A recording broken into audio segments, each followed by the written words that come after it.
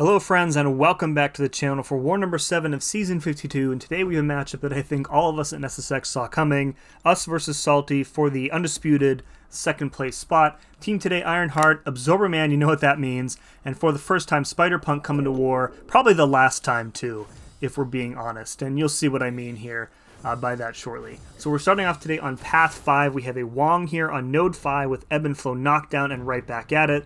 That we're going to be going in here with Spider-Punk. This person is running unfazed, as you'll see here shortly. Now, a couple things to note here. Despite this node having right back at it, which does grant Wong some debuff immunity, do notice that we are still getting credit for debuffs that would be placed even though the opponent is debuff immune. So very, very important thing to note about this tactic. So we are still able to get access to that heal block from the tactic even though we need to consistently knock him down and trigger that debuff immunity. I do get caught by the miss a couple times here, as you can see. Just, you know, this is my first time using Spider-Punk, not only in war, but in this tactic. And I wasn't really sure about like the optimal way to make sure that you had enough debuffs up with him to counter everything. So this was kind of like a learning experience for me. And I watched a bunch of other tactic fights with Punk. We have a bunch of other really, really good Punk players in the Alliance, Eris, Bittersteel, etc. And they make it look really easy. It is definitely not. It didn't come as easy to me anyway. So this is a relatively straightforward fight, as you can kind of see. We are trying to just keep him knocked down as much as possible, getting that fury from the knockdown. There's not really going to be any access to our ruptures here from the special 2. I am pushing myself to the special 2 just because it's like the big damage special. But given that it has a knockdown component to it, all of the ruptures are going to be immediately removed anyways. So took a bit of damage there, but otherwise I was mostly happy with that fight. Moving on, we have probably the most embarrassing fight in my Alliance War career here. We've got a NEGASONIC on node 14, similar node to the previous one, but you have to manage her evade in this fight. Now, the way that Spider-Punk's evade interacts with her evade is actually quite funny. It leaves them both stunned there, but the stun on you is shorter, so you have time to go in and counter before the stun on her ends. Now, I really wasn't sure how to properly line things up in this fight, as you're going to see. So her evade is about to come back on cooldown. What I should have been doing is trying to manage some additional intercepts here to put my evade on cooldown faster.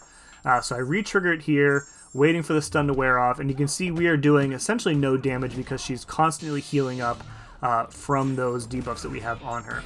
Right here, I push her to the special 2. She holds the power, and you know, the tactic is supposed to have that special bias built in when the power gain is active. Obviously, it is working quite well, and she sits there on 2 bars of power, holding her phone until the special 3, and then she KOs me. And notice she still has a yellow bar, so we literally did 0 damage in that fight. Just super, super embarrassing.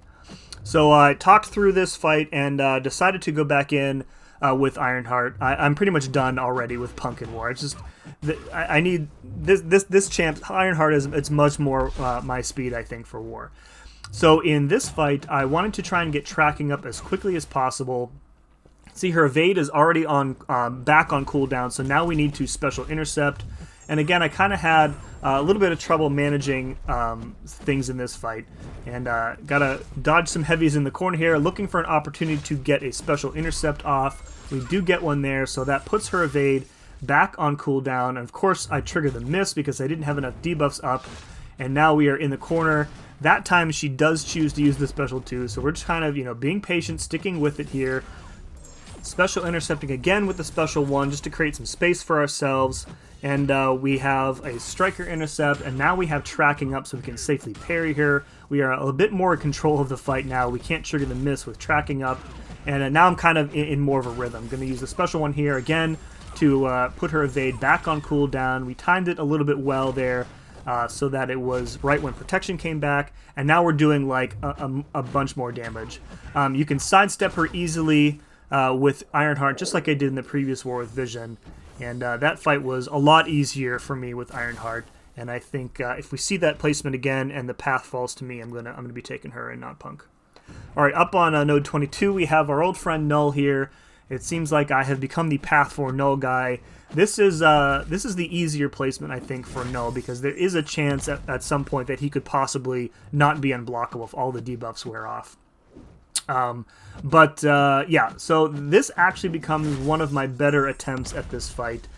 He is very willing to use the heavy when I try and bait the heavy out in the corner, which allows me to push him more easily to a special 2. Doesn't throw a single special 1 in this fight, which is nice. I think I do take a couple of unblockable hits, but nothing really dangerous, like I think my couple of my previous attempts were. We lost our form here, so we're just going to throw the special 1 again, and we're trying to look here for a good opportunity to heavy cancel into the special 1 for like the big damage. Also looking for a good chance to medium, light, medium and get that big vulnerability place, which we did right there. Medium, light, medium into the striker, heavy cancel into the special 1, and down he goes. So pretty clean when all is said and done. Alright, next up we have a Dust on Node 31. I took this exact same fight in the previous war, and truth be told, I was extremely rattled still from that death to Negasonic, and I made a critical mistake here at the start of the fight. So we dex, we special intercept, and what I'm supposed to do here is dex again to get enough incinerates to get tracking up. I don't do that, and then she sands me up, and now she's unblockable for the rest of the fight. And at this point, your only recourse is to get around her by playing like blind intercepts. So really, really difficult here. You can see she's triggering up Sandstorm, or she will shortly here. Stuck in the corner. She's not playing into any of my intercepts. We finally get one off, but the light backdraft, she doesn't work. It's just, and then I get the notification from my previous recording, pushing her to the special 2, which is fine because we can safely block it with tracking up and punish. And I'm like, okay, I think I am in a little bit more control of this fight. However, I've been triggering some specials with the Power Sting up, which is slowly eating away at my health, as you can see. Another blind intercept doesn't work. Another one doesn't work. It's just, yeah. Then she parries me on another blind intercept, and the fight is pretty much over. I got the Power Sting on me, Sandstorm on me, and yeah, that's that. So all of that could have been avoided if I had done this instead, which is dex at the start of the fight, toss your special 1 to get up to 4 incinerates, and then very, very important, dex again to get tracking up. Then you can safely parry her, and she won't be able to place sand on you through your block, and that makes this fight a lot easier. So a really good example here of I was so worried about making a big mistake that a little mistake ended up costing me the fight. So a lesson learned there. I probably should have just taken like an hour or whatever and come back to it when I was fresh.